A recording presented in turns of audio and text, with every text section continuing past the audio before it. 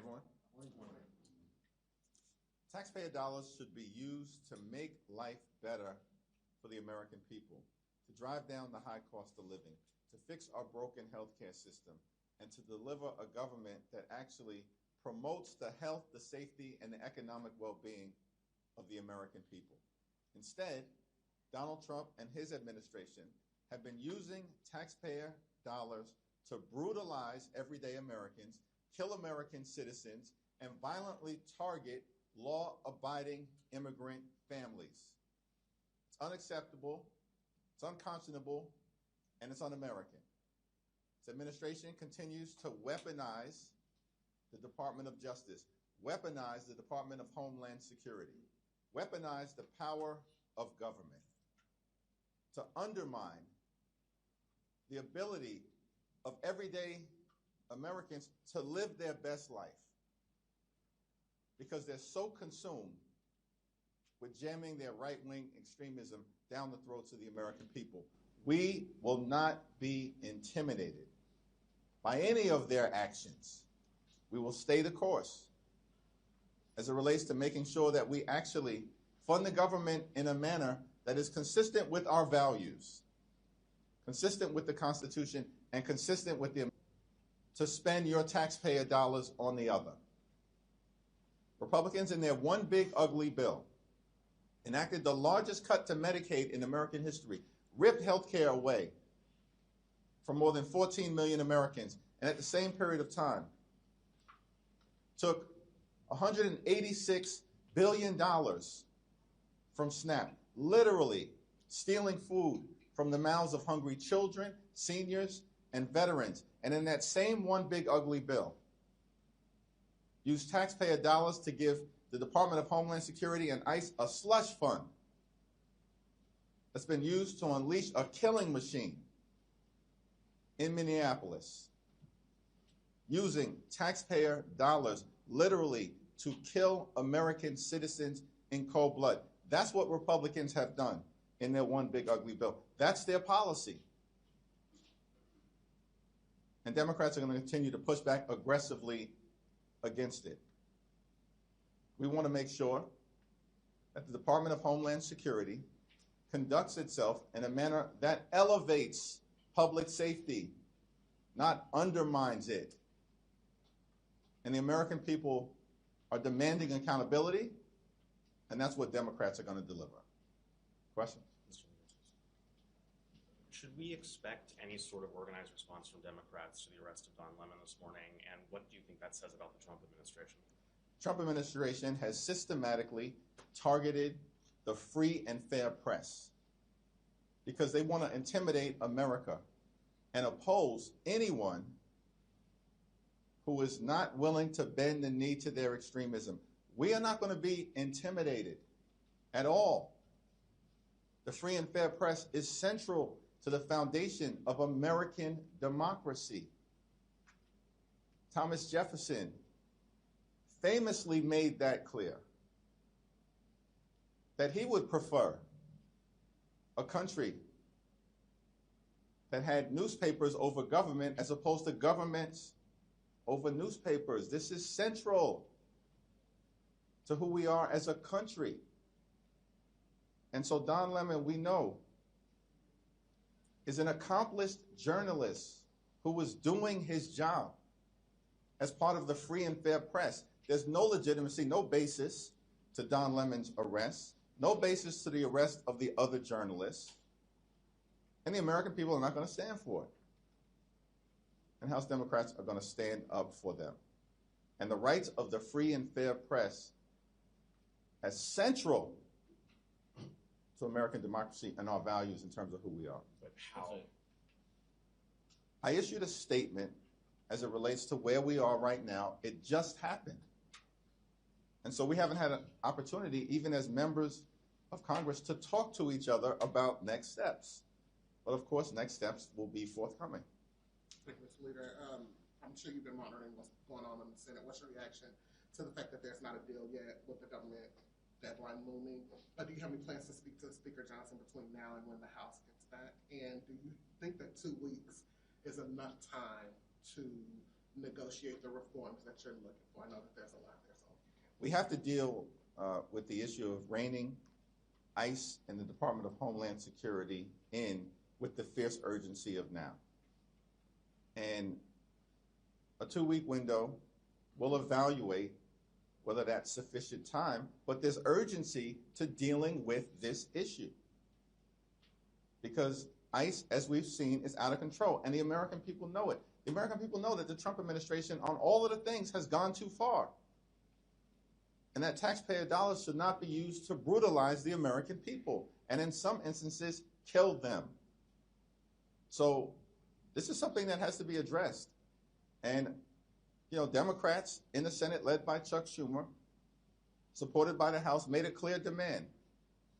Separate out the 5 bills that clearly have bipartisan support.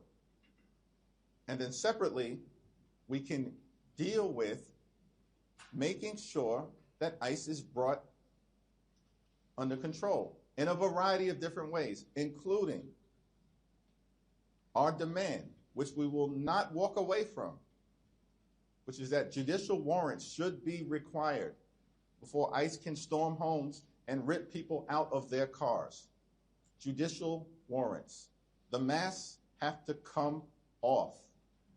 And body cameras need to be turned on for everyone. There should be an explicit prohibition on the detention and deportation of American citizens, period, full stop. And lawless agents who are brutalizing everyday Americans and law-abiding immigrant families, targeting them violently in violation of the law, should be investigated and prosecuted independently of the Department of Justice. We cannot trust the Department of Justice. They're an illegitimate organization right now under the leadership of Pam Bondi and the direction of Donald Trump. And so, if anything, the events of today reinforce, as it relates to the Department of Justice targeting journalists and part of the free and fair press, that the Department of Justice cannot be trusted to freely and fairly work through the criminal justice system. And it reinforces our demand that agents who violate the law should be investigated and prosecuted independent of the Department of Justice and the Trump administration and state and local officials. It should be made clear that they have the investigative and prosecutorial authority to go after any rogue actors who are part of ICE, CBP, or the Department of Homeland Security. Leader Jeffries. Yeah. Yeah, sir. Thank you so much for your time. Could I ask you your reaction to the Republicans' new voter integrity plan, the mega bill, and are there any provisions that the Democrats could support there?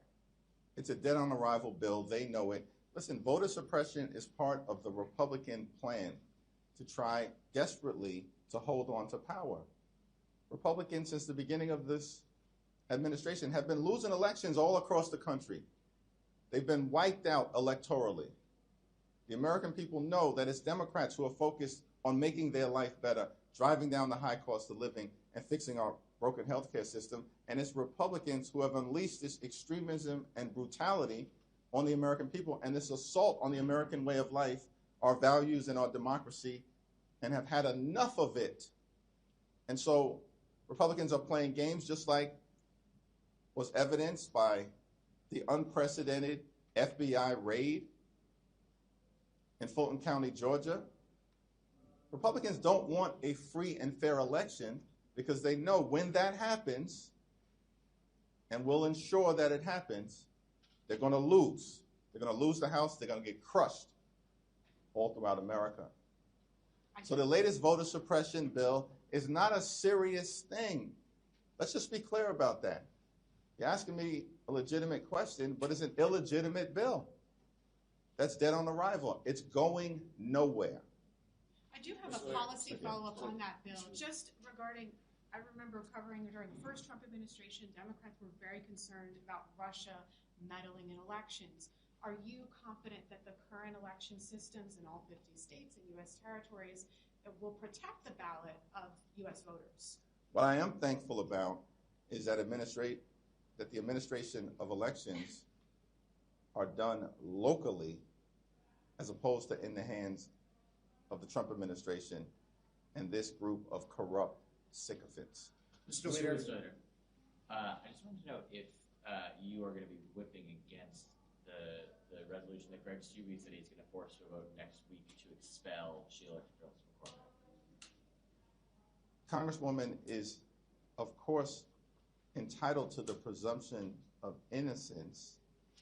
She's going through the process right now, and any effort to expel her lacks any basis at this moment in law, fact, or the Constitution.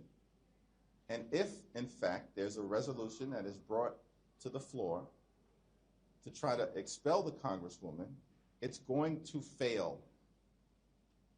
It's going to fail. It requires 2/3.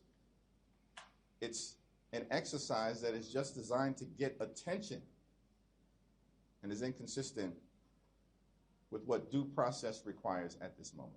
Mr. Leader, progressive groups are criticizing this deal that's coming out of the Senate. Do you think the criticism What of groups? Chuck Schumer, progressives are What criticizing groups? it, I'm saying asking. it, none specifically, but different ones here Well, and it's there. hard to respond if I have no idea what groups you're talking about, because I speak to groups all the time, and I haven't heard that criticism. We don't like Do it you too. support the deal? Thanks. I haven't, there's no agreement that's been before us right now. Lindsey Graham apparently is holding up the agreement, threatening to shut down the government, because apparently Senate Republicans still support using taxpayer dollars to brutalize American citizens. And on top of it, to make matters worse, apparently Lindsey Graham wants access to a multi-million-dollar taxpayer-funded slush fund. That's insanity. So the Senate has to do its thing before we have anything to evaluate.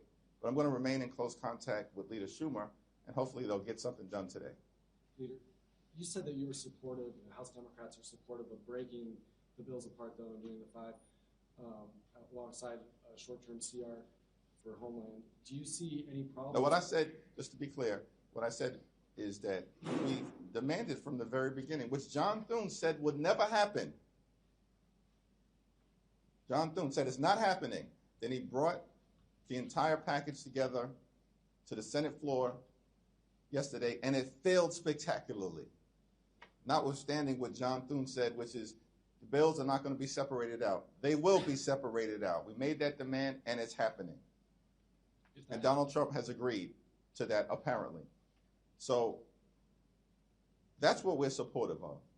In terms of evaluating the path forward relative to the Department of Homeland Security legislation, we're going to have to evaluate what the real opportunity is to get dramatic change at the Department of Homeland Security. It needs to be bold, it needs to be meaningful, and it needs to be transformative. And absent a path toward accomplishing dramatic change and making sure that ICE and DHS are conducting themselves like every other law enforcement agency in the country, then Republicans are going to cause another government shutdown. But you've had dozens of Democrats that said they won't give another penny for ICE. Do you see any problems passing the stopgap on Homeland Security if that comes back to the House? Do you think that Democrats will be forced to carry the water if they bring that up? It all depends on, well, are you talking about a continuing resolution? Yeah, like a 2-week stopgap on a Homeland bill. Well, it all depends on how people interpret, a continuing resolution. If it's 2 weeks, that's a freeze on ICE funding. That's not an additional amount being given to ICE. That's a freeze on ICE funding. But we'll have to evaluate whatever comes together once Lindsey Graham stops his temper tantrum, and clearly he's going to have to drop his objection because of his obsessive quest to get this multi-million-dollar slush fund. This is insanity. This is who the Republicans have become. Why aren't they focusing on making life better for the American people? We are. We want to promote the health, the safety, and the economic well-being of everyday Americans. That's what the appropriations process is all about. But Republicans are making it about themselves and their billionaire donors rather than keep the American people safe. Chip Roy and some House Republicans have said that if DHS funding comes back on the table, they have some demands. How do you plan to get this new final product to be both severe enough that your caucus feels comfortable with it and also not get completely held up by House Republicans? The demands being made by far-right extremists in the House Republican Conference are going nowhere. And if for whatever reason Speaker Johnson bends the knee to the far right, then Republicans are going to shut the government down because they would apparently have zero interest in getting ICE and the Department of Homeland Security under control, which their own voters are demanding happen.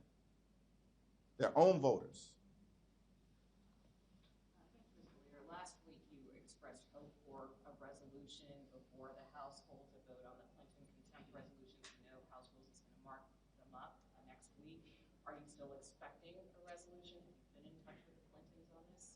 I've not been in touch with the Clintons, but it's my understanding that their legal team continues to engage in good faith negotiations to try to get to a resolution. My position on the underlying criminal contempt resolutions being brought before the Congress potentially by James Comer remain the same. Comer is not interested in any legitimate investigation. Democrats had to shame Republicans into joining us to force a vote and pass legislation to compel the Department of Justice to release the Epstein files.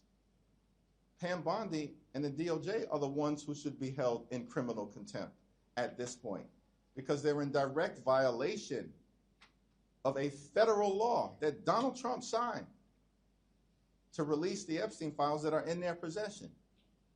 And there are millions of documents that haven't been released. And the only thing that the public has seen are about 13,000. Does that sound like compliance? That's not compliance.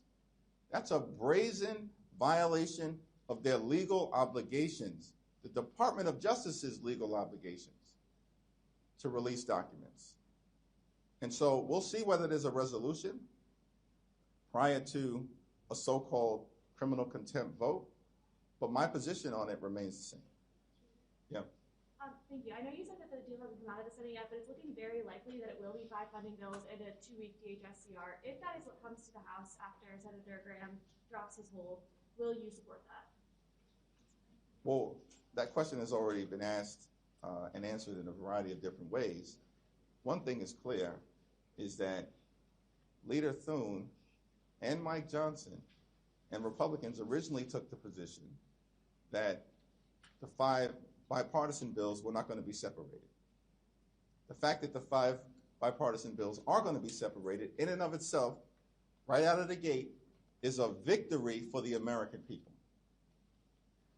Simultaneously, we have to evaluate, is there a real path toward making the dramatic changes at the Department of Homeland Security necessary to stop the use of taxpayer dollars from brutalizing everyday Americans and killing American citizens, like Renee Nicole Good and Alex Preddy?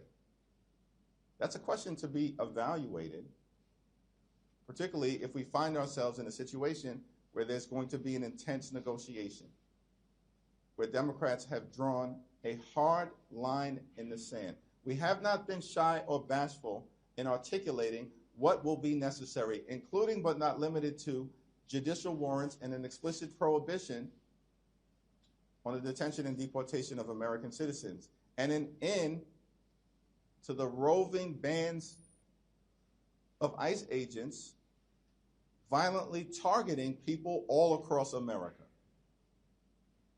Those have been our conditions. Those will remain our conditions until we get this done for the American people. Thank you all. Thank you.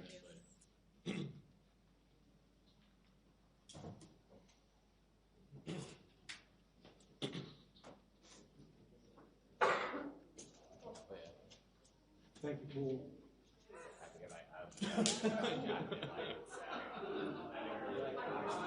Sorry about that. Yes, thanks.